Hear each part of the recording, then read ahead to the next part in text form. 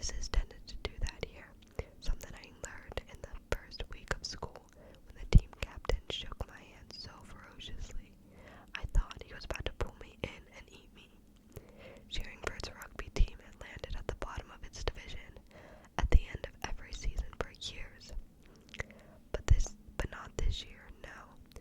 Klein had made a point of reminding me that smiling with every one of his strange little teeth, it was their white whale. Their rugger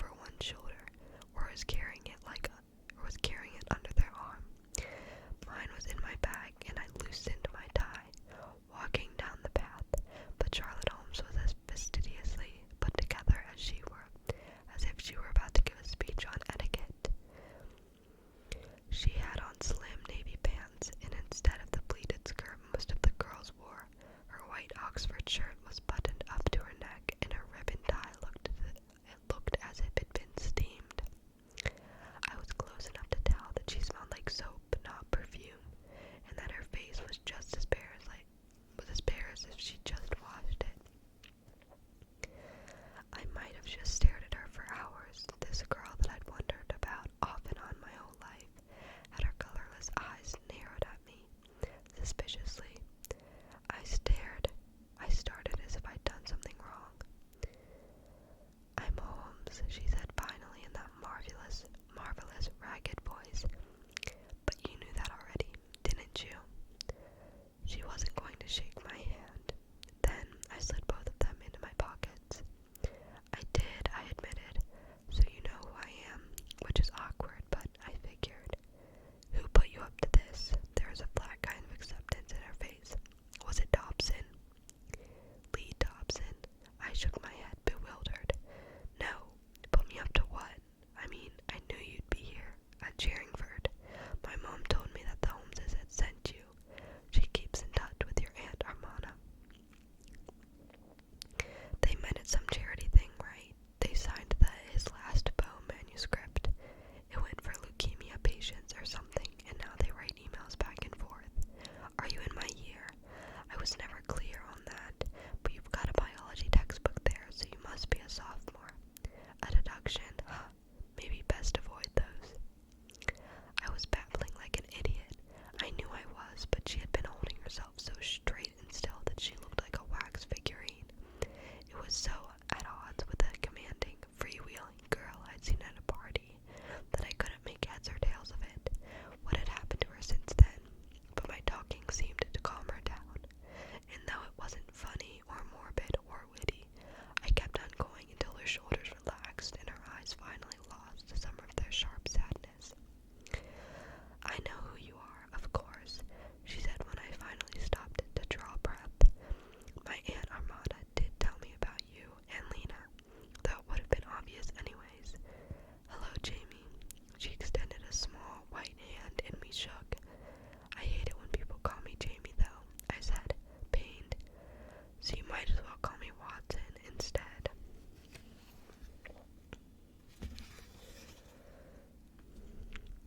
Holmes smiled at me in a closed-mouthed kind of way. "All right then, Watson," she said. "I have to go to lunch." It was a dismissal if I'd ever heard one. "Right," I said, damping down my disappointment. I was going to meet Tom anyway. I should go. I couldn't leave it at that, so I called after her. "What did I do?" Holmes flung at me an unreadable look over her shoulder. "Homecoming's next weekend," she said dryly, and then went on her way. By every account, and by that, honestly, I meant my mother's, Charlotte was the epitome of a Holmes. Coming from my mother, that wasn't a compliment. You'd think that after all this time, our families would have drifted apart, and in most ways I suppose we had. But my mother would run into the odd Holmes at Scotland Yard fundraisers, or the Edgar Awards dinners, or, as in the case of the Holmes Aunt Armada, an auction of my great-great-great-grandfather's literacy agents.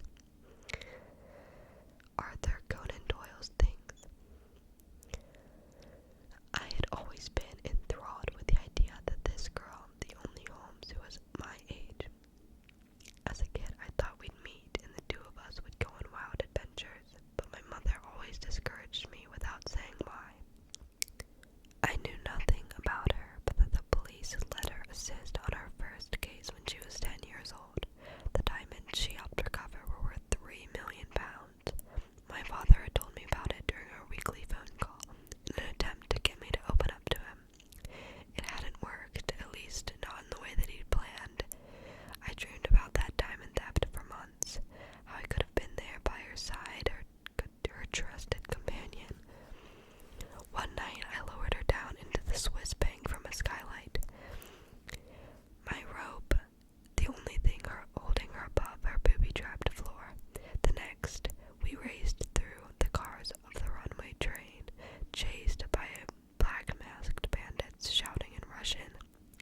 When I saw a story about a stolen painting on the front page of the newspaper, I told my mother that Charlotte Holmes and I were going to solve the case.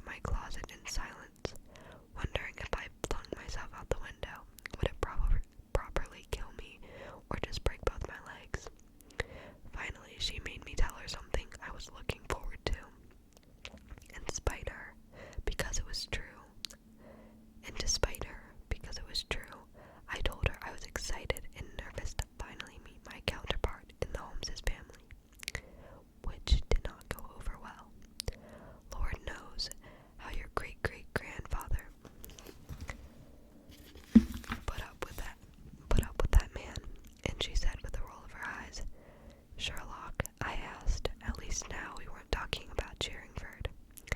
My mother rumphed. I always imagined he'd just been too bored. Victorian gentlemen, you know. Didn't have too much going on.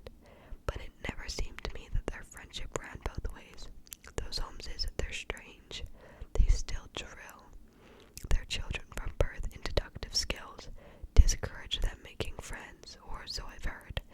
I can't say it's healthy to keep a child away like that. Armana is nice enough, I suppose, but then again, I don't live with her. I can't imagine what it was like for the good Dr. Watson. The last thing you need is to take up with someone like her. It's not like I'm going to marry this girl, I said, digging in the back of my closet for my rugby kit. I was just interested to meet her, that's all. I've heard that she's one of the stranger ones, she insisted. It's not as if they'd spent their way. They've sent her away to Americas on a lark. I looked pointedly down at my suitcase. No, that's usually not a reward. Well, I hope for your sake she's lovely, my mom said quickly. Just do be careful there, love. It's stupid to admit it, but my mother usually isn't wrong. I mean, the whole sending me to Sherringford thing was a terrible idea, but I understood it at its core. She had been paying quite a bit of money we didn't really have for me to attend Highcombe School, and all because I'd insisted that I wanted to be a writer. There were a few famous novelists who taught there, not that any of them had really taken to me. Sherringford, despite its obvious drawbacks, Connecticut, my father, had it strong in an English program or better, and they offered to take me for free, as long as I did my best impression of an excited rucker for them now and again. But at Sherringford,